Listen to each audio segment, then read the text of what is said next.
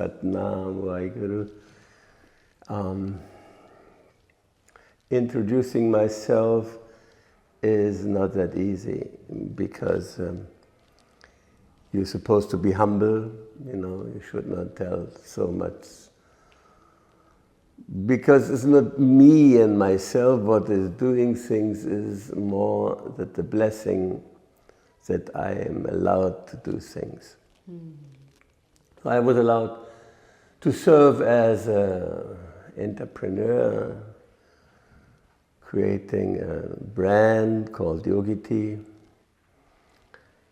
I'm allowed to found a spiritual center called Guru Ramdas Academy, doing some music. So there's a lot to do, because what I recognize is life is very long.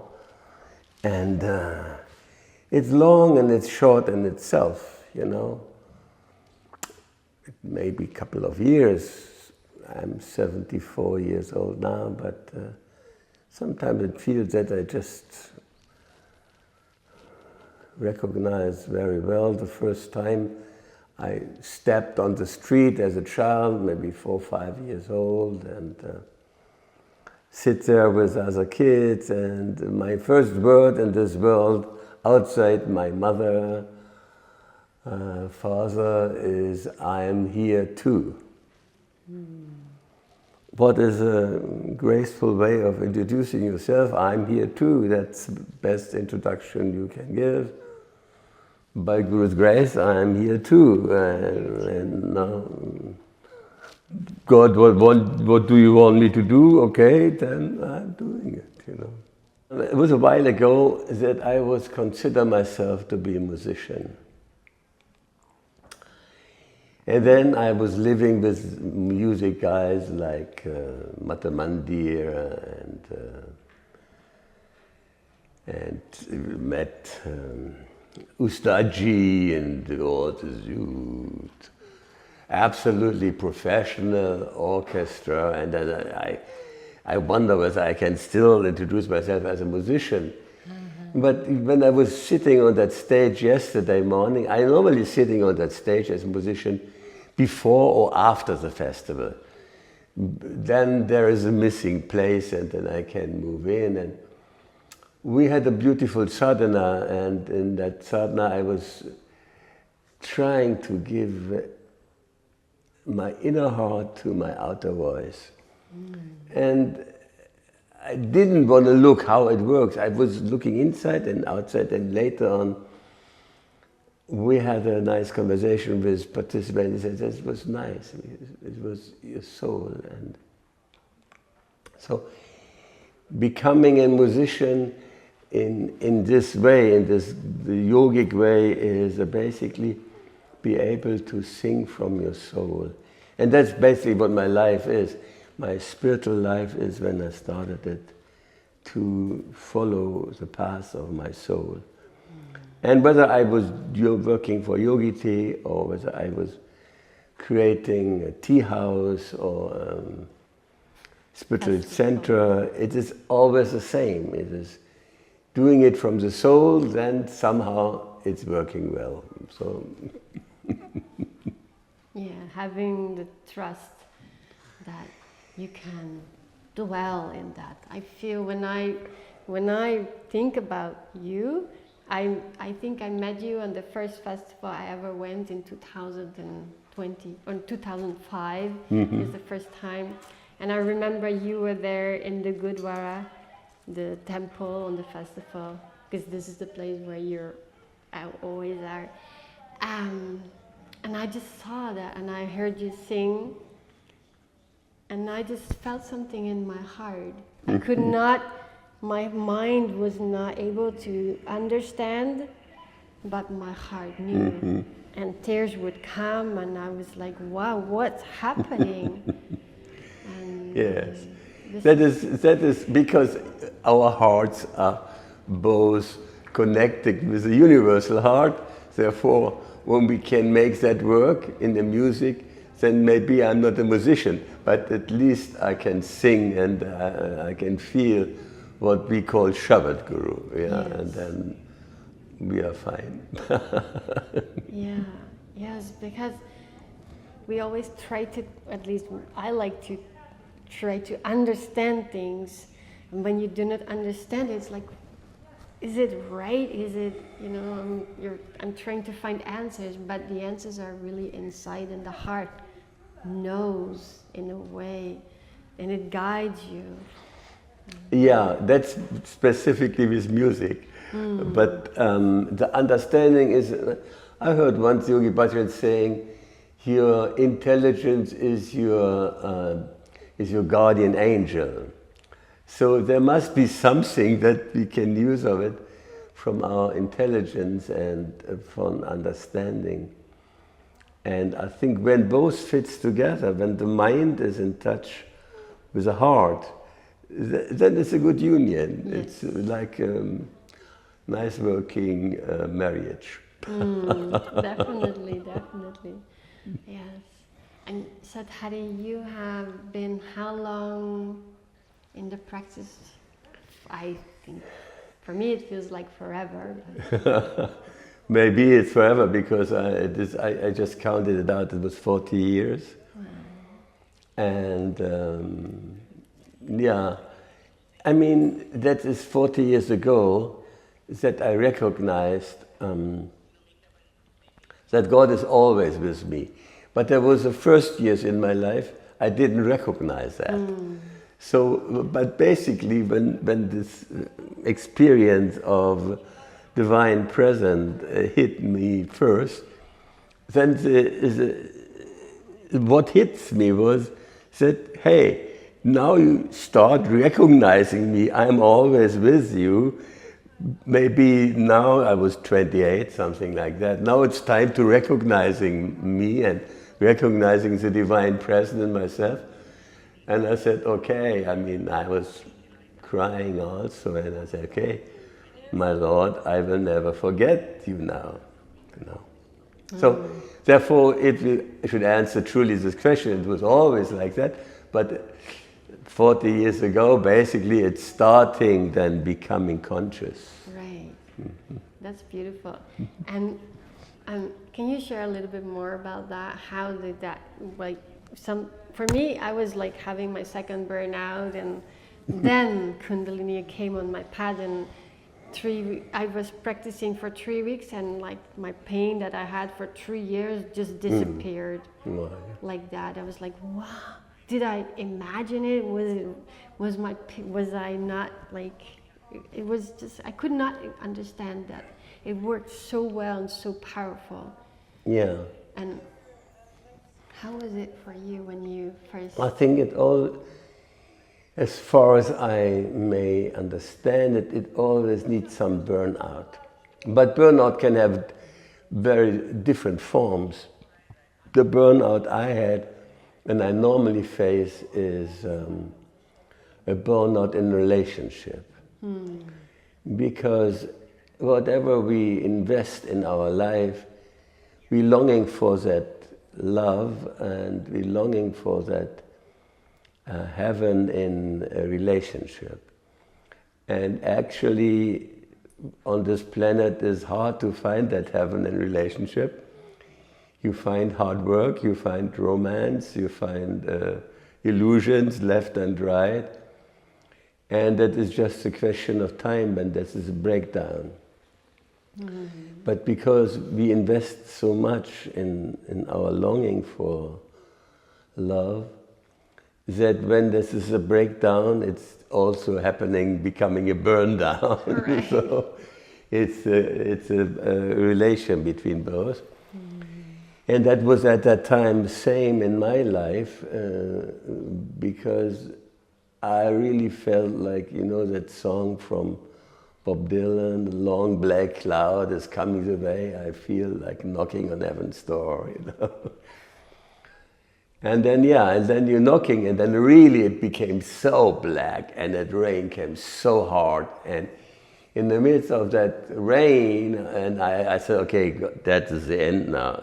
I have nothing more. I gave everything, it's gone. And then a rainbow showed up, and a beautiful bright rainbow, and in that inside came that voice, what I understood, that my Lord is always inside of me. And it was not even a voice, it was a consciousness. I understood for the first time that God is always inside of me, and it was not a consciousness, it was a knowledge now. I was experiencing that truth. So later my name came Sat Hari, what means of relating to spiritual truth. So. Yes, and then because that was my final commitment, Lord, I will not forget you anymore. But then a couple of days, weeks later, I said, okay, but how you want me to serve? Where's my place? Where there are many opportunities in that life, but where you want me to serve? And then, piece by piece, he brought me to my spiritual teacher, Guru Ramdas. Guru Ramdas, yes. And then life goes on, and step by step, and then I was working in restaurant, I was working as a baker, in bakery, I was working with Yogi Tea and all that, and yoga teacher and all that. You know, that's, that's musician, blah, blah, blah. And then life goes on, and now we're here. Yeah, now we're here, exactly. I also remember I was with you, I visited you when I quit my job at ING, and I did a 40-day sadhana, first in the in the Golden Temple in Amsterdam, there was still the restaurant, and then I did a 40-day sadhana tour through Europe. And one of the teachers that was teaching in Amsterdam, he needed to ride into to Hamburg, where you live. I was like, yeah, I'm on this tour, and I will take you and I'll drive you. And then I called you and said, I'm on this tour, and can I come and visit? And you know, we did 2 days of sadhana together. And I feel like this community, it's like we have brothers and sisters all over the world, and we can really recognize this. And whenever you meet someone that has this practice, your conversations are so much deeper and more meaningful, or not. That it's like, wow, this is. Yes, it should be definitely reborn. I had the same experience in the 80s and 1980s. When I was traveling first for Yogi Tea, I was always calling, hey, I'm coming, doing the show. Can we do sadhana? Can I be at your home? Yes, come. And then it was later when we become so professional that we would go into hotels, you know. But as we're not that professional, we was moving into the house of a friend, of a Sangat member, of a Sikh, of a yogi, and then we experienced together that we are so much one. It's better not becoming so professional that we have the good hotels, the big rooms, but we don't do sadhana anymore. So it's a hard time becoming professional. Yes, and I also think because, like, I also want to talk about leadership, because you have been a leader in many ways. Leadership and profession, it always comes together, but I also feel like we're all a leader of ourselves.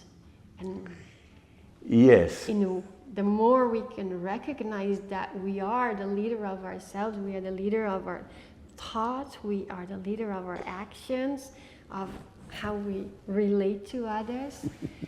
I feel that the practice really helps to realize that. Absolutely, but I mean, I absolutely agree. If we cannot be leader to ourselves, then how we can be lead anybody else? That for sure. The question is how good I am a leader to myself. And you know, I did a little meditation that I hold my hand open to what Guru wants me to do at this festival. And he said, you should become a teacher, or should be a teacher, to be here as a teacher. Okay. But you know, first of all, being a teacher has to become a good student, you know. So then I prepare myself and I'm trying to be a good student. And what does that mean, you know? That means I humble myself to that task, being a good student, you know, humble myself to do what Guru wants me, you know, that teacher is not teaching, I am not teacher because I'm so intelligent or so much, you know, I'm teaching because I allow Guru teaching through me. That's what we're doing when we chant Om Namo Gurudev Namo. So this is always again an experience, and once you be that, every minute you be fulfilled, you know, that this student is coming, that, oh, Hari Sat Hari, oh, do this, you know. When you be in that mood of letting Guru working through you as a teacher or as a leader, you know, then leader is little more, leader is a little more. But then you have also to getting down your ego and letting Guru working through you. You know? Yeah, even more, right? Yeah. Because otherwise you create unnecessary mistakes. What is not helpful, not for your job, not for your task, not for yourself, you know. Yes, yes. Can you give an example of like being a leader that was really challenging for you and you felt like the Guru helped you? Guru helping me. Let me just first say, I have 4 lines. I'm teaching on leadership here, what I didn't know even, but and I love that. And I have 4 lines of Sri Singh Sahib Yogi Bhajan on leadership. He said, leader is not to win. Leader is making everybody win. Leader is not to be successful. Leader is to create harmony. And that's very interesting, you know. That is not that I should come through. A leader is trying to get the best out of everybody. Right. What I feel that I was working in that way, but consciously to understand that, you know, that leader is to make everybody win. Leader is to create harmony instead of win and lose, but creating harmony in the team. This is something what's still amazing me, because it's so clear, but you know, a being who can create that, I'm ever grateful for that someone give myself a clear idea to how to lead, you know. And I was part of many meetings, many boards, I don't know what all the boards are, and also challenge from competition inside. And I remember once I was I had 2 kids in a Meripi Academy. What was the basic payment for 2,000 euros in the 90s? What was a lot of money. So my wage was at that time probably 2,800 or something like that, and I had really a hard time how I can survive that, but anyway. So we had a big business meeting, everybody was there, all the CEOs, CFOs and all that, and I said, now I say, hey, I cannot do that for that amount of money, I need to. But before I started protesting in that meeting, I went down, there was a guru in the basement. I think it was in Amsterdam. Guru was in the basement somehow. I said, let me better go back to ask Guru whether I should do that revolution. And I went down and there was opening and it was written in the Guru is taking care on your account. Oh, I said, Guru is taking care of my account, okay? Then I can postpone the revolution. I just can't sit. And Guru is doing it. And I mean, sometimes it was very sharp so that the pocket was empty. But always has worked out in the end. And so that is That was no wonder whether it was a part of leadership, but it was at least teaching me I don't need to be so much afraid of my wage or my material wealth. Yeah. So everything comes right, you know. Yes. I always love this quote Yogi Bhajan gave, or I think I remember. It's like he says, if you lose money, you lose nothing. Yeah. If you lose your house, you lose something. But if you lose your character, you lose everything. Yeah. And this, whenever I feel like, ooh, how am I going to meet up the ends? I'm like, okay, you know, my character will go and it will work out. And everything of his quotes is so amazing confronting, so amazing transforming, you know. It seems so simple, you know, but really living up to this is such a transforming your life so much, you know. Everything, but he's bringing in one sentence, you know, once you're getting it, it's a lot. Yes, that's totally, I can relate to that. Yeah. Yes. And leading in these days, I mean, we live in a very specific time. So it's, I just recognize it here. In this moment, 2000, and what we have, 24, we just rebuilding all the Dharma. It is that in the meantime, in the last 40 years, there was so much evolution, also but so much destruction. So I want to ask Guru, hey, I'm 74 years old and we're doing the same stuff, teaching people what is the song of the Khalsa, teaching everything, what means Fateh and all that, you know. That what we learned, what I learned in 1982, 85, whatever, you know. And this is a cosmic disaster, that evolution start again, rise up and now we have to build it again.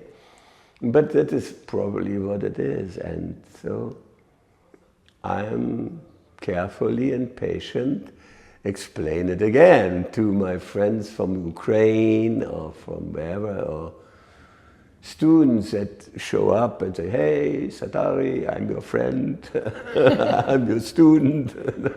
And I mean, go, and then I do it again, white to cover the hair, and you know, becoming a white, old white man, you know, white, everything is white, you know. But still, we have to do the job. It is, many passed away, many run away, but still the job has to be done. And that's also part of leadership, you know. You think, actually, it should be done 40 years ago. Done. We start again, same old story, you know. Yeah. But if it's so, then it's so, you know. And we serve, right? And we enjoy it. That's totally true here. Without joy, it's nothing. Yeah. It gets a little calmed down, so. This morning I was teaching with 2 students from Ukraine who are here and serving in Gurdwara. And I told them, look, let's learn one thing. Between the old age and new age is, old age is in ritual, everything is outside. We have still a lot of stuff in the Gurdwara, old age, outside rituals. But try to understand that, please, recognize Guru inside. Whatever is happening, try to understand it.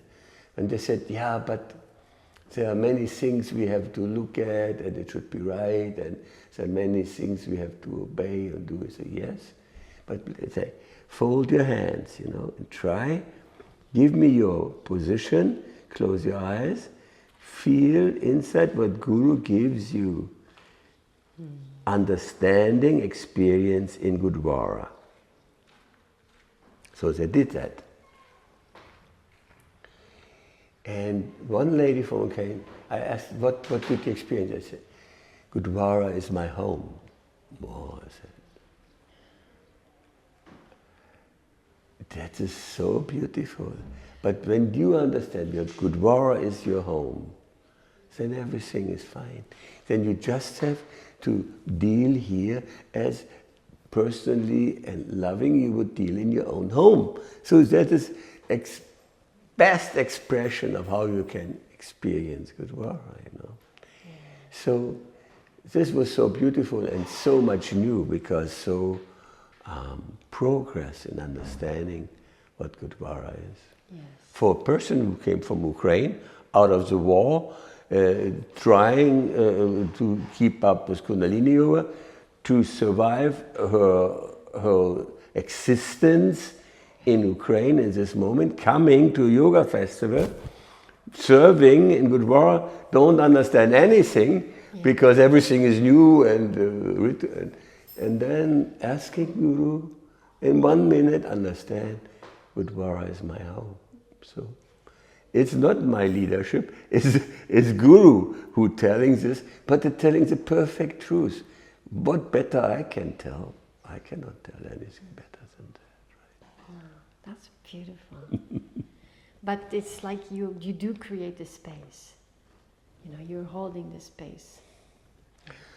Something I'm counting 1 and 1, 2, and I learned that, so I keep that. So then somehow, by Guru's grace, intuition worked a little bit, so you find the right word in the right moment, that's okay. Yes, and then you can connect to the heart. Yes. And from the heart there's the wisdom. Yes, because that is the most natural way of connecting, right? Yes. And you also have a lot of experience in businesses.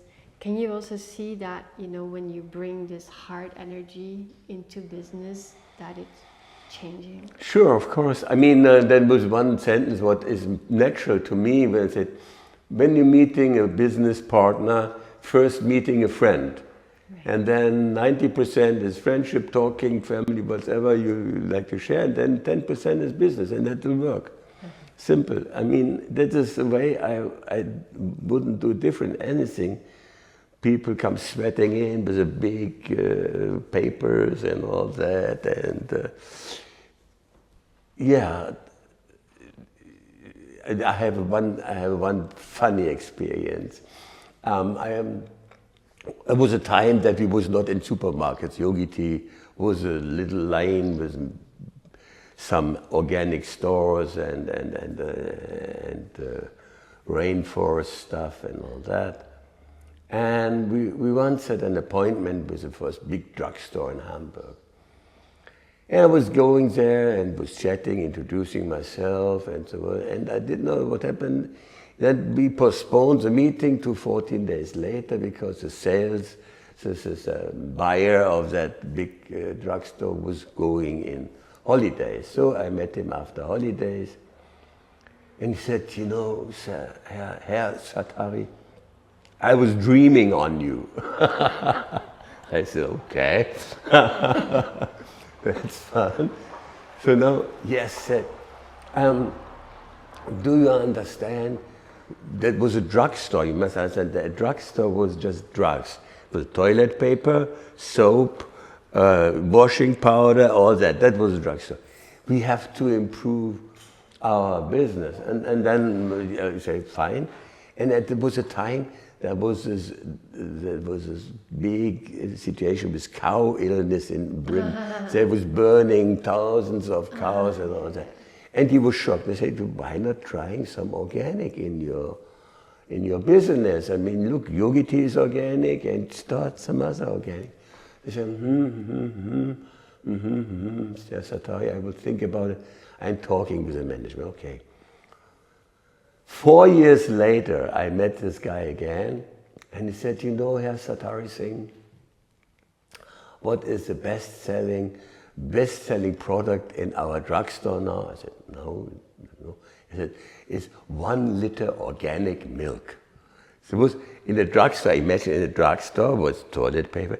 This was the best-selling, after 4 years, it was the best-selling product was organic milk. So we talked, I helped him a little bit introducing to new horizon in his work, and it worked out, and now we're selling Yogi Tea for a couple of millions in that drugstores. You know, that is funny situations, you know. Yeah. You're talking as a friend, as a companion, as an exchange, and then... little seeds are planted. Yes, a little seed was planted, and it grew like a nice big tree. A really big tree, right? Yes, a big tree, I mean, yeah. All the drugstores are changing totally in their performance. Mm-hmm. They have between the newspaper of the day and the sweets and organic big parts and milk, and then still toilet paper, you know. But no one goes there to get their toilet paper. I've never gotten my toilet paper from there. Yeah, but you know, that is funny when you can participate in the change of business, change of the age, changing of lives. You know. Yes, and also for that person itself, I think. Yeah. That, you know, just opening their mind that to bring more organic stuff to... And experience that this yogi or Sikh, whatever comes to him, introduces him to the biggest success in all their business. Because taking organic products in this drugstore business, he also told me that is bringing the biggest sales jump up in all the business of that drugstore chain. So it's not just that we're giving new ideas, it's just we're giving also the money. Success. Yes, great. Yeah. That's beautiful. And how do you use like the teachings into the daily work, into like, you know, when you're leading, how do you feel that you lead from the teachings? Sure, I mean, that's all about longing. I was never longing to sit in business meetings. It is just, basically I'm rising to sadhana, and sometimes when the business meeting is boring, then I'm falling asleep inside the business meeting. I can't wake up. But no, you know the simple little exercise what I put in every yogi tea. So you know they have 15, now 17 tea bags, and every tea bag has a little bag, you know. And once with Taran Co, we said, what can we do to bring what you're asking, you bring the teaching into the business. And then let's write a little wisdom on every tag. Right. So, and by that, you know, I think we give such a most beautiful inspiration and a new idea why to buy my bag of yogi tea instead of buying a bag of whatever tea, you know, because it's inspiration. We need inspiration, we live by inspiration, and then also by tea, yes, but basically by inspiration. So we give the teachings in, I think I translated 600 of the wisdoms from the three things, I put them on a little tag, and so the tea sales are going up. Yeah, that works good. And you also put like the exercises, right? And the exercises too, yeah. Exercise on the other side still, yeah, right. Yeah, it's a great idea. Yes, and now you have your beautiful ashram in Boizenburg, right? You have the place where the guru is and where you translated many of the banis into German, right? And you have this whole big library. It's really, I've been a couple of times to your place, and in my mind, when I go there, I feel a lot of love and a lot of like, this is a place where you can just dwell and be, and it's, you know, you can put your head down and all the things that are on your back, they're kind of gone. So this is what I feel like. And it's beautiful that this place is present, because there's so much going on, and we're always running, and your place is like a place you can kind of dwell and be. And there's the music, there's the Yes, sound. thank you very much. It's a nice description. The reality is that, like when I had my last private home before I went to the ashram, you know, I created a beautiful, I had a two-room, you know, flat, and I created a wonderful, beautiful room, painted the wall white with blue sky and clouds and all that, you know, and so sacred, and a white floor, and there's so elevated to say. But the reality was I was mainly sitting in the kitchen, you know. And this is the same with our beautiful Gurdwara and ashram, and you know, people are also scared in front of sacredness. And we have to learn to overcome that. I mean, still at the Golden Temple in Amritsar, I heard that people coming in, making a selfie, going out, you know. This is a misuse probably of a sacred space, but you know, the situation is we are still scared of the sacredness, and we better sit in the kitchen. It's not so holy, it's not so sacred. And before I go there, though we created this space, definitely, but even we have the biggest library. Yeah, I believe we have the biggest library of teaching, of Kundalini Yoga, Sikdharma, hundreds of books, thousands of tapes, but, you know, hardly anybody come read it. You know? This situation is always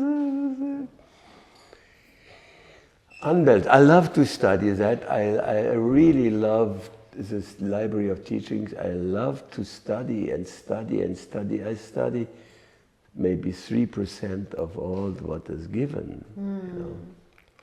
If you only studied 3%, then I studied, I think, like not even 1%. Now that is so. What we also do, we keep it safe for the generations, or maybe for one soul who want to study 4%. Right. So this is a job. You know, you have thousands of library, but you know who is studying. And I love to study. I love to learn. I'm so amazed by when I am teaching here. I found new, just in the side of a sentence is some secret, some wisdom, some gyan. What helps me to give an hour of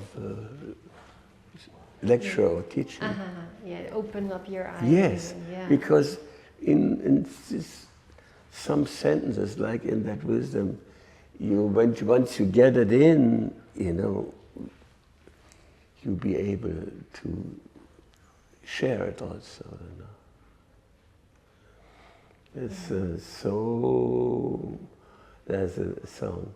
There's so much beauty near. Sure, some else. So, but there's so much wisdom, so much beauty near to this ocean, in this ocean of infinity. You know, and there's so much to learn. It's never ending. So, that's good, right? It only ends when it really ends, and then even it's not ending. Yeah, but I think there is no end. No. Yeah. And that's what is Aquarian age too, you know. It things, life and learning becoming infinite, becoming unending. Yeah. That's beautiful. So, but we are kind of ending this conversation. Yeah. I think this is a beautiful wrap up. Okay. Sat Hari, is there something that you would love to share with the people that watch this? That's like the one thing that, you know, if you had heard that before, you would, you know, we should understand that we are leaders. We should, yes. And this time is that many people are bound between heaven and earth.